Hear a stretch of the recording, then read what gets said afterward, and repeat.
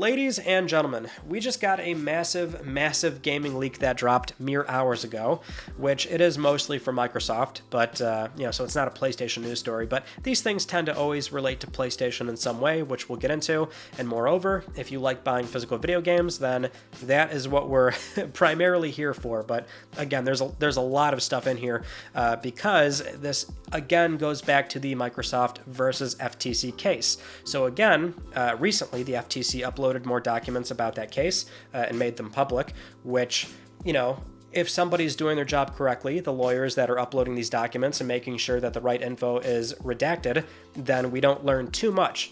But that was not the case. Somebody did make a big mistake because we just found out some highly confidential inside Xbox information about their short to midterm plans for the overall Xbox business with their controllers, consoles, and games. It's kind of nutty. There's even more in there. We'll probably talk about this stuff coming Friday for LTPS, the other things that we're not going to discuss today.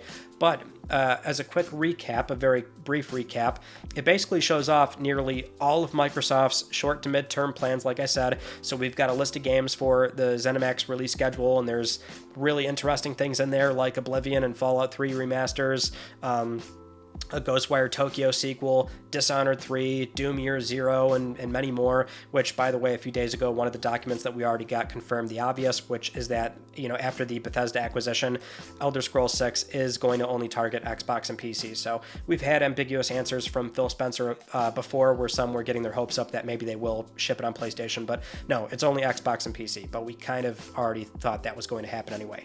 But we do get to see Microsoft's planned mid-cycle revisions for their consoles, a new Xbox Series S codenamed Elwood, and a new Series X codenamed Brooklyn, and also a new controller codenamed Sibile, which the controller has a number of new enhancements, namely it's getting haptic feedback and also an accelerometer, which I'm not sure if that's going to include full gyro, but they do say accelerometer, so it looks like they did hear about the feedback on, the feedback and the positive reception for the DualSense, and they are running with those features, so that's good. And it does look like they're also going to make sure that it's rechargeable out of the box, which is really a big deal for Xbox, considering how long they've doubled down on having just standard batteries, but they're kind of having the best of both worlds here. So it says rechargeable, and also the battery is still swappable, and it's also still more repairable, I guess. And there's a cool lift to wake feature, quieter buttons, so it does sound like a genuine nice refresh for the controller. But the big news here is the Series X refresh. This is something else. So, assuming this is still principally what they plan on shipping, it will be a cylindrical shape now, and it's also going to have the usual revisions that we typically see, right? So, power draw is reduced, they shrunk the die size down to 6 nanometers, more internal storage, so it's going up to 2 terabytes now. I mean, this is very typical stuff, but no disk drive. That's right, so an increase in storage, new controller, same price, it's very much listed on here, $499 USD, but no disk drive. They say it's now adorably all digital, which I am not joking. When I first read that, I audibly laughed out loud. I could not believe that was written, and it was a real thing in this internal document. Adorably all digital. So, based on the pricing and the release schedule, which we have, this might be a little confusing to look at, but what we are looking at here is Microsoft's fiscal years and not calendar year. So May 2024 is when the new controller is going to come out for a $69.99 price tag, so that's going up as well, and that's pretty much price parity now with the DualSense. And then in June, there's going to be an event to announce the new revisions, with Series S launching near the end of August 2024, and Series X the end of October.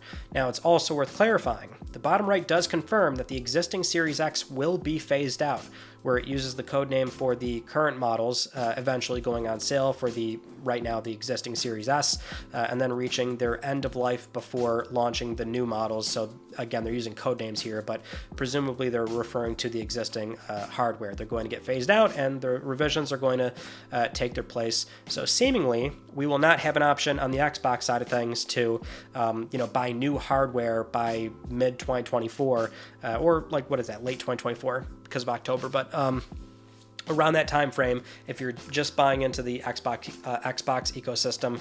As far as we know, based on internal documents, there's going to be no way to keep buying and playing physical video games, which is kind of a big deal because that's what we've, at least on this channel, been covering lately, is some of the more unusual things that are very clearly painting us in the direction of the inevitable, which is not really having physical video games anymore. Not going to happen overnight, but as I mentioned, for the Alan Wake 2 video, we will see more and more examples of this, happening, right? And that's what we saw initially. Alan Wake 2, a big AAA single-player game, not being printed on disc. That was very much unusual.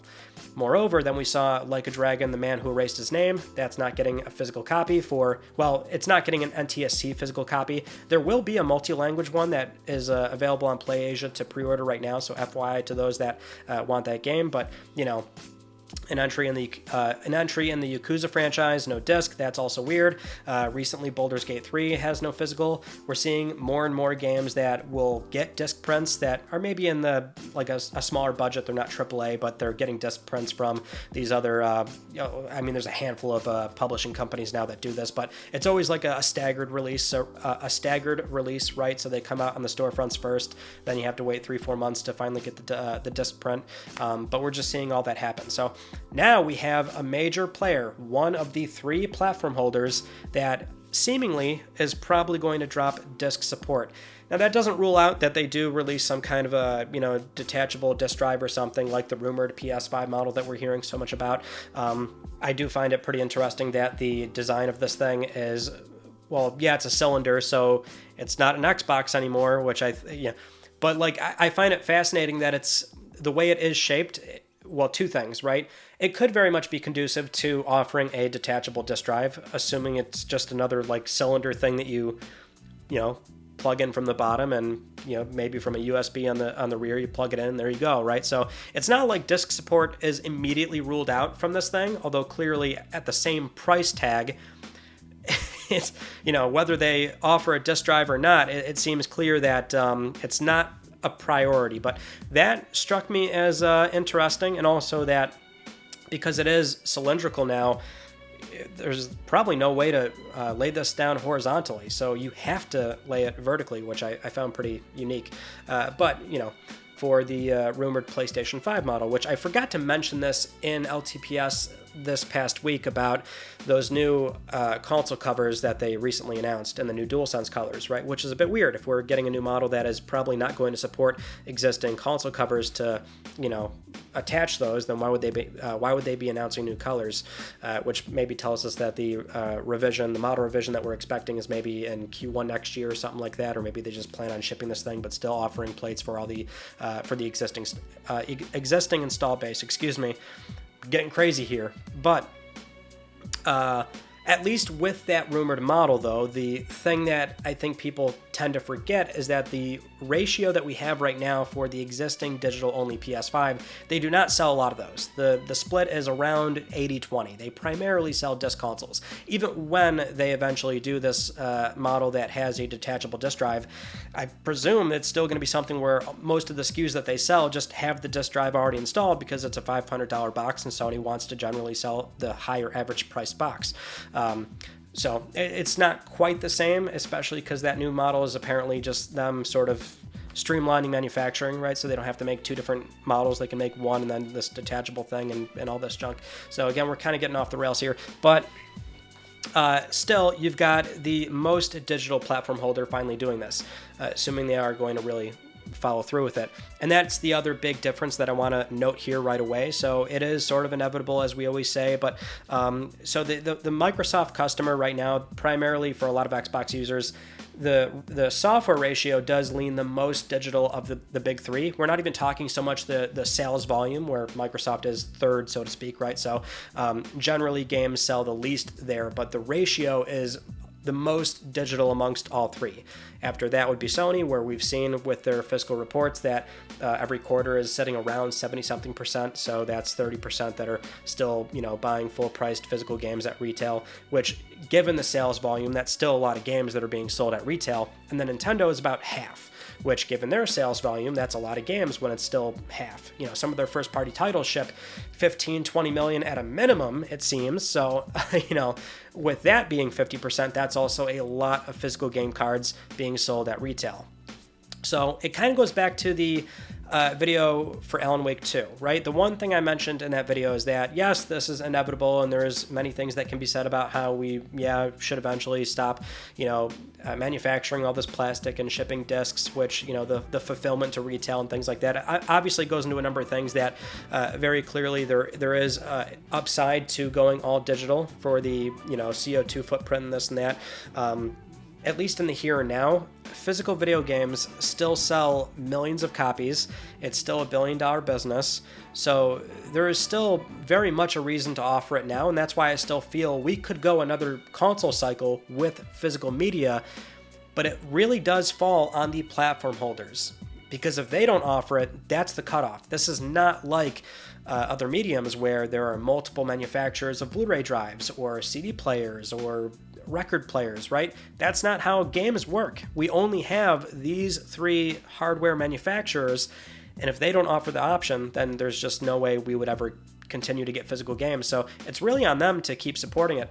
And it's like the most unsurprising thing in the world that the most digital platform here, Microsoft, really being aggressive with cloud and Xbox Play Anywhere and beaming these games to all these different screens, and of course Game Pass via subscription and all that. So there's nothing in here that is necessarily surprising, although still disappointing that it seems like from what we know off of these internal documents that they are ready to go all digital in this existing platform cycle, which is kind of nutty. But I don't want to say too much, considering, things are subject to change. Many things in these documents are still dated to a degree, so I'm going through all of them right now, and there's so many wild things in there. Something else we can briefly mention is that there's news in there about Microsoft's next platform, which they're targeting 2028, which is kind of an open industry secret at this point, that between Sony and Microsoft, 2028 is going to be when they're shipping their next round of systems. But at least for Microsoft, it's being labeled as having cloud hybrid games, cloud-to-edge architecture across silicon, AI and machine learning optimized for game performance and development, with what they call an open and extensible game and immersive app development platform. And that's broken down further in another slide where they talk about creator efficiency. So there's AI game testing, procedural content generation, and dialogue generation.